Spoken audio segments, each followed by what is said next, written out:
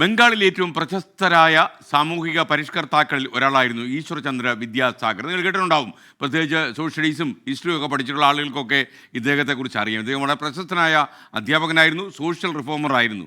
വളരെ ലളിതമായ വേഷങ്ങൾ കൊണ്ടാണ് എപ്പോഴും അദ്ദേഹം നടന്നിരുന്നത്. അദ്ദേഹത്തിന് സിമ്പിൾ ഡ്രസ്സാണ് എപ്പോഴും ഇഷ്ടം.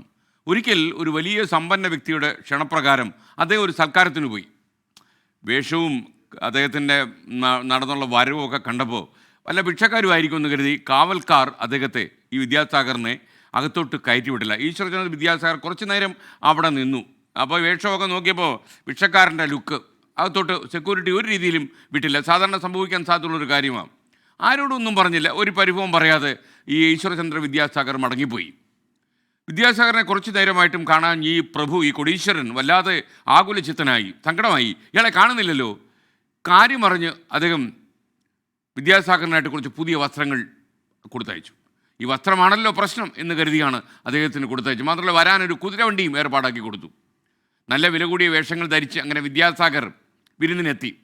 സദ്യ വിളമ്പിയപ്പോൾ അദ്ദേഹം കഴിച്ചില്ല.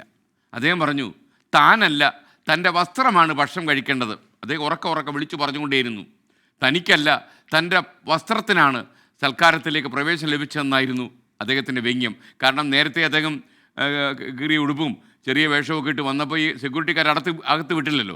വില കൂടിയ വസ്ത്രങ്ങൾ ധരിച്ചിട്ടപ്പോൾ അവർ വളരെ ആദരവോടെ ഈശ്വർചന്ദ്ര വിദ്യാസാഗറെ അകത്തേക്ക് ആനയിച്ചു കൊണ്ടുപോയി. അതുകൊണ്ട് തന്നെ അദ്ദേഹം പറഞ്ഞു, ഈ വസ്ത്രങ്ങളാണ് ഭക്ഷണം കഴിക്കേണ്ടത്, ഞാനല്ല എന്ന് അദ്ദേഹം പറഞ്ഞു. അറിവിൻ്റെ നിറവുള്ളവർ ബാഹ്യമായ കാര്യങ്ങളിൽ പലപ്പോഴും ശ്രദ്ധാലുക്കളാകാറില്ല. പുറമോടി നോക്കി നമ്മൾ ആരെയും അളക്കാൻ പാടില്ല. ചില ആൾക്കാരൊക്കെ ഈ വേഷത്തിലുമൊക്കെ തന്നെ, വേഷം, വരുന്ന വാഹനം, അല്ലെങ്കിൽ അയാളുടെ ബോഡി ലാംഗ്വേജ്, ഇതൊക്കെ നോക്കി നമ്മൾ ആളുകളെ അളക്കാൻ ശ്രമിച്ചാൽ നമുക്ക് അബദ്ധം പറ്റും എന്നുള്ളത് ഉറപ്പാണെന്ന്. മാത്രമല്ല അങ്ങനെയല്ല ആളുകളെ കാണേണ്ടത്. മിന്നുന്നതെല്ലാം പൊന്നല്ല. അത് പഴയ ഒരു പഴഞ്ചൊല്ല. വെട്ടമാണിയുടെ പഴഞ്ചൊൽ പ്രപഞ്ചം വായിച്ചാൽ നിങ്ങൾക്ക് ഇത് മനസ്സിലാകും.